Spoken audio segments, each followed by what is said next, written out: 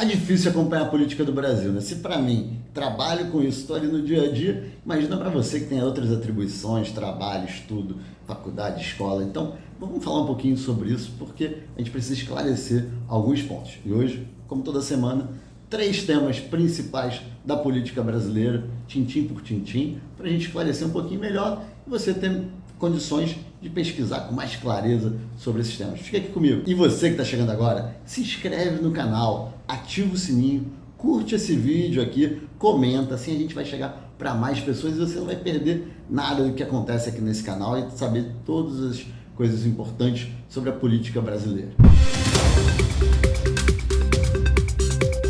Um dos temas polêmicos da semana foi a fala do Zema sobre as investigações do que aconteceu no dia 8 de janeiro. Você já sabe minha opinião, se não sabe ainda, volta aqui, vê o vídeo da semana passada, até porque esse vídeo aqui é quase que uma continuidade dele. E a gente falou, muito bem, repudio tudo que aconteceu lá em Brasília, invasão, depredação do Congresso Nacional, do STF, do Palácio do Planalto, isso é fato, isso não tem o que discutir, é horrível, é absurdo, não tem como tolerar esse tipo de violência, esse tipo de destruição. Agora, a investigação é importante, não só para punir aqueles que estavam lá dentro, quebrando tudo, depredando, aqueles que financiaram, influenciaram para que isso acontecesse, mas também teve conivência do governo?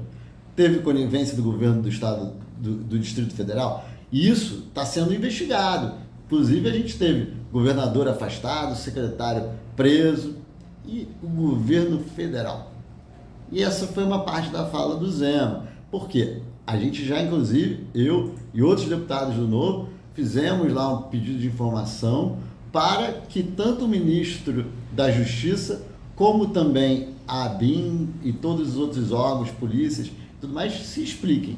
Eles já sabiam que tinha risco disso acontecer, nada fizeram, estimularam. Isso tem que ficar muito bem explicado. Por quê? Porque, apesar de eu acho que ninguém no Brasil tem interesse de uma depredação de patrimônio público, mas o interesse político e as consequências políticas dos fatos que aconteceram no dia 8 de janeiro, eles favoreceram quem? Não favoreceu aqueles que entraram lá, não favoreceu o grupo político teoricamente bolsonarista, favoreceu justamente o atual governo Lula, que está usando disso, junto com ministros do STF, para aumentar o controle, aumentar a censura e alguns abusos que estão sendo cometidos contra parlamentares, políticos, influenciadores e até mesmo aquelas pessoas que estavam ali manifestando, algumas delas pacificamente. Isso é outra coisa importante que tem que separar, o joio do trigo. E a gente viu que a repercussão disso, né, o Zema e tudo mais, algumas pessoas tentaram fazer, algumas mídias, alguns canais de mídia tentaram mostrar isso de uma forma um pouco acusatória contra o Zema. Só que o que o Zema falou, gente, não é novidade, ele não inventou nada. Eu falei, está nas minhas redes sociais, a gente já fez esses pedidos de informação para entender melhor. Então, gente, o Zema está falando nada mais do que o que está bem claro. Não estou dizendo que houve conivência, não estou dizendo que houve participação, mas o que tem é suspeita, porque a ABIN, ela indicou que passou as informações para os órgãos competentes, se eu não me engano são 48 órgãos, 16 ministérios, e nada foi feito. Pelo contrário, que se diz até que teve um recolhimento de parte das forças de segurança que poderiam tentar impedir ou ajudar a impedir, né, o que aconteceu, todo o vandalismo. Há ainda uma discussão sobre uma CPI, e a gente vê aí 2 tentativas de CPI, uma no Senado e uma na Câmara. A do Senado, ela tem um caráter um pouco mais de investigar aqueles que porventura invadiram o Congresso, o Palácio do Planalto, o STF, os financiadores e tudo mais. A da Câmara, ela me parece um pouco mais ampla, porque ela também quer investigar, além disso, a conivência ou não do governo federal. Mas eu acho que qualquer uma das duas pode caminhar na mesma direção. E a gente viu aí que teve uma fala recente do presidente Lula dizendo que ele não quer que a CPI aconteça. E aí você suspeita, né? Por que ele, que teoricamente deveria ter interesse em investigar a fundo o que aconteceu, por que ele não tem interesse que a CPI aconteça? Será que ele tem medo que isso chegue nele? Fica aqui a pergunta. E você? O que você acha? Você acha que isso pode respingar nele? Que se deixar que o parlamento investigue, vai chegar talvez também em pessoas que não estão sendo investigadas hoje pelo STF, pela Polícia Federal, pela PGR? Qual a sua opinião? Bom, a minha opinião é, eu quero que as coisas sejam elucidadas, isso mesmo. Como sempre, eu quero que quem é culpado seja punido dentro do devido processo legal, sem abuso de autoridade por parte de STF, Judiciário ou nenhum outro, mas que as coisas aconteçam e sejam punidas, sem aquela coisa de bandido de estimação, né? Que quem gosta disso não sou eu. E é engraçado, né? Toda a repercussão com o próprio ministro Dino, com o Reginaldo Lopes, várias pessoas acusando o Zema de ser irresponsável, dizendo que a fala dele é absurda, teve gente entrando no STJ contra ele. Só que, gente, o que o Zema falou, ele não inventou da cabeça dele.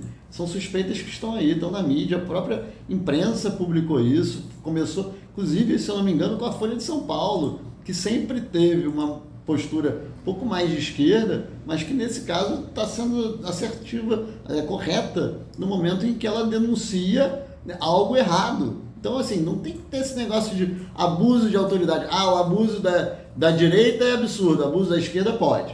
Né? Ah, o Moro, quando condenou o Lula, foi um negócio absurdo, abusivo, anularam a condenação dele. Agora, o Alexandre de Moraes fazer o que quer no Brasil, aí pode. Então, assim, gente, vamos lá. Se você defende que as coisas sejam feitas de forma correta, de forma que respeite o devido processo legal, que respeite a Constituição, que respeite tudo, que dê direito à ampla defesa para aquele que está sendo acusado, isso tem que valer para todo mundo. Não tem que valer só quando é do seu interesse. Até porque hoje pode ser contra alguém que você não gosta. Amanhã pode ser contra você.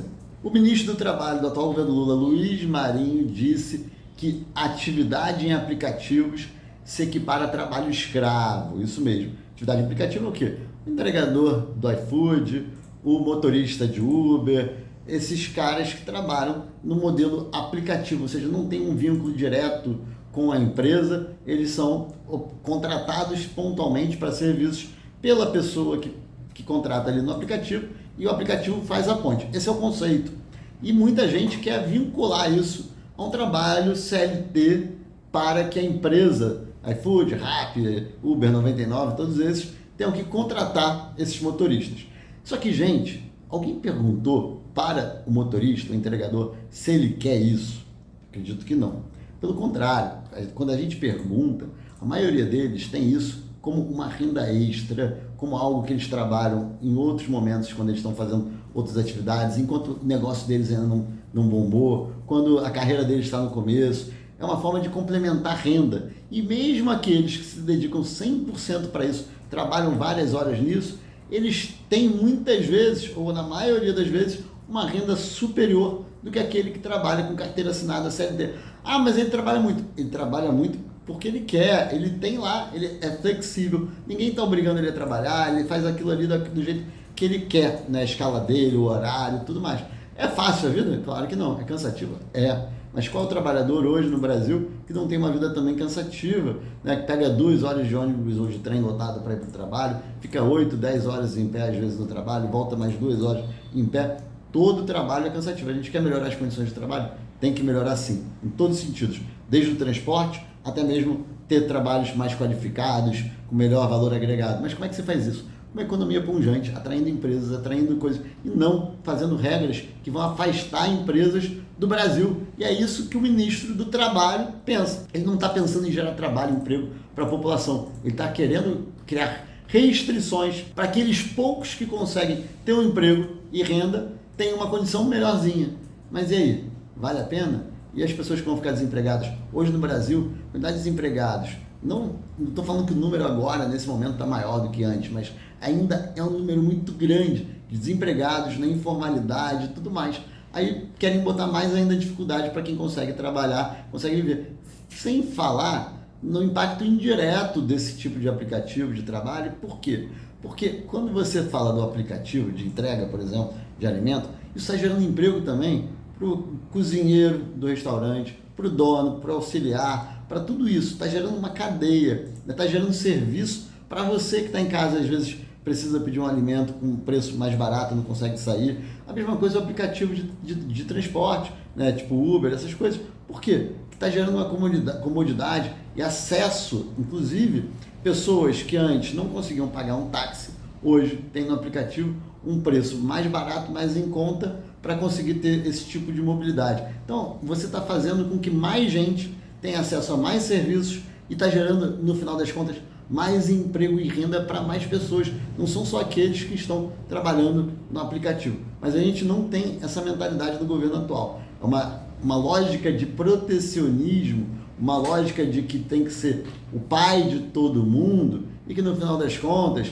as pessoas não têm liberdade, não têm condição de criar a sua própria renda. E essa fala do ministro, ela foi feita num evento que reunia representantes de 10 centrais sindicais, né? Tinha lá da CTB, Central dos Trabalhadores e Trabalhadoras do Brasil, CSB, Central dos Sindicatos Brasileiros, presente do Intersindical Instrumentos de Lutas, Central Pública, Com Lutas, Força Sindical, Nova Central Sindical de Trabalhadores, Intersindical Sindical, União Geral dos Trabalhadores, Tinha representantes dos trabalhadores de aplicativo. Eles estavam lá? Não. E a gente vê aí que vai ser criado um grupo de trabalho. Esse grupo de trabalho vai tentar propor algo novo para regulamentar esse tipo de profissão. Gente, eu trabalhei na Câmara lutando contra um projeto do PSOL que ia praticamente acabar com os aplicativos no Brasil. A gente conseguiu. Na verdade, no final das contas, foi até aprovado um projetinho lá, ficou muito simplesinho e que era só para a pandemia. Mas a intenção do PSOL ia praticamente acabar com o aplicativo de transporte, de entrega e outras plataformas. E tem que pensar também uma coisa que é importante, gente. Quando esses aplicativos surgiram, eles surgiram pequenininhos, né, como uma startup, como inovação. Quando a gente coloca leis novas, talvez esses aplicativos que hoje eu citei já, que são grandes, eles até consigam se adaptar e até seja bom para eles. Por quê? Porque você vai fazer com que o mercado fique fechado para eles e não consiga ter novos aplicativos, novas plataformas, novas ideias. A gente fica pensando muito também só nas plataformas grandes e essas que estão na moda, que são conhecidas e que são dedicadas para entrega, para transporte. E as novas modalidades, por exemplo, tem plataforma de manicure em casa, tem plataformas que podem surgir ainda para outros tipos de serviços. E se você criar muita restrição, o inovador, o startupeiro, aquele que investe nisso, ele vai falar, pô, peraí, a lei é muito restritiva, vai demorar para dar dinheiro, não vai gerar resultado, não vai nada disso, é caro fazer isso no Brasil, não vou fazer. Fora que é arriscado, fora que você está gerando insegurança jurídica, porque a regra muda a cada momento. Então, a gente lutou muito, conseguiu barrar coisas muito ruins na Câmara com esse objetivo. E eu espero que agora esse governo não atrapalhe, não prejudique. E a boa discussão, até porque eu acredito sim, se há condições muito ruins para esses trabalhadores, eu não vejo nenhum problema, pelo contrário, eu acho saudável que esses trabalhadores negociem, discutam, e até se quiserem parar tudo e tudo mais, se eles tiverem força para isso, mas numa relação entre eles e as empresas. Não precisa do Estado lá para fazer com que, sendo tutor, tutela, pai das pessoas. Não, a gente tem que deixar as relações cada vez mais entre as pessoas. A gente está na era da internet, na era da tecnologia. Está aqui no YouTube, por exemplo, falando com você. As pessoas têm acesso a isso. Inclusive, claro, quem é entregador, quem é motorista de aplicativo, tem acesso, porque precisa de um celular para isso. Então, se há abuso, se há situação degradante, eles vão denunciar, eles vão parar tudo, eles vão fazer as coisas acontecerem. Não precisa do Estado tentando intervir em tudo, porque geralmente, quando o Estado tenta fazer alguma coisa, primeiro, ele não consegue se adequar para cada realidade, faz uma coisa generalista. E segundo, geralmente é ruim. E terceiro, tem uma questão de temporalidade, pode ser até bom naquele curto prazo, mas está gerando uma lei que ela não se aplica para as evoluções tecnológicas e sociais. Então, gente, é ruim. A gente precisa evitar que isso aconteça e mostrar. Se você é entregador, tem questões que precisam melhorar, acho que vale a pena discutir e vale a pena abordar isso. Agora, fazer com que uma lei acabe com o transporte de aplicativo, com as entregas, mas vai gerar desemprego para muita gente. Olha, mais um dos temas polêmicos foi que o Lula dispensou militares da segurança dele, do GSI. Né? Qual é a polêmica disso? É desconfiança com relação aos serviços dos militares. isso gera ruído dentro das Forças Armadas, gera falta de confiança. E se o objetivo dele, que eu não acredito que seja, mas é o que ele está vendendo, é pacificar o país, isso vai justamente na direção contrária, né? Então, é um tema muito complicado, ainda mais dentro do militarismo, dentro das forças de segurança, essa relação, porque o militar, ele geralmente ele é muito fiel, ele respeita muito a hierarquia, ele, por mais que ele tenha discordâncias, por mais que tenha trocas de poder, os militares estão no governo há muito tempo e eles costumam respeitar aqueles que estão no poder, né? Então, fazer uma troca dessa, inclusive sem devida apuração e tudo mais, pode gerar e gera geralmente uma relação muito tênue e muito estressante entre os militares e quem está no poder. E aí isso pode gerar problemas futuros para ele. Então, é um tema polêmico, complicado e que está acontecendo lá em Brasília agora e que está gerando atrito e está gerando preocupação. Inclusive tem uma fala de um general, né, que está publicada, né, na Isto É: desconfiança em militares expressa covardia e não pacifica o país, disse o general. Então, esse é o sentimento de parte das forças de segurança quando Lula dispensa 13 militares do gabinete de segurança, né? Então, o que ele vai fazer? Vai trazer outros? Ele vai confiar nesses? Como é que é a relação disso a partir de agora? E uma das questões, uma das desconfianças que se tem também é: será que essa troca ela foi também para tirar de perto algumas pessoas que poderiam estar investigando de fato o que aconteceu ali naquele momento? Tem algumas coisas ali que não estão muito bem explicadas. Então é importante também deixar isso claro. E aí, o que você achou desse boletim Paulo Ganive BPG de hoje? Deixa aqui, não esquece. Deixa seu comentário, pergunta, dá uma sugestão de tema para a próxima que a gente vai interagindo aqui. E cada vez que você deixa um comentário, mais gente tem acesso ao nosso canal, mais gente tem acesso a esse vídeo. Vamos até a semana que vem. Tem mais, sempre falando um pouco sobre o que está acontecendo na política do Brasil, os principais fatos, com mais informação, mas também com opinião, é importante. Quanto mais opinião você escuta, mais você se prepara também para pensar e para debater sobre esses temas. A política brasileira está num momento complicado, acho que está num momento complicado há muitos anos, né? Então a gente está aí numa democracia recente, que é importante que a gente se prepare cada vez mais para debater e para discutir política. Assim a gente qualifica a política e evolui cada vez mais para uma política melhor. Até semana que vem, um abraço, se inscreva no canal, ativa o sininho, deixe um comentário e curta esse vídeo. Um abraço.